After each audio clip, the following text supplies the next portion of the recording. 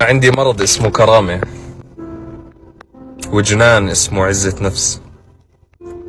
بعترف قدام كل الناس انه هذول الشغلتين مخصيتني كثير اشياء، خسرتني كثير عالم، بس مش فارقة معاي.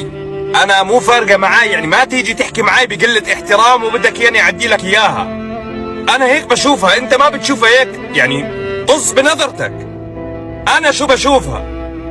قاعدة ما إلي فيها حكي وما إلي فيها وجود، ليش أضلني قاعد فيها؟ كرامتي أنا وين؟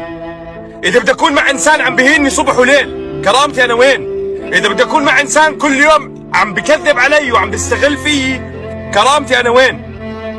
إذا بيوم من الأيام إنسان سب علي عشان يضحك الناس اللي حوالي علي، كرامتي أنا وين؟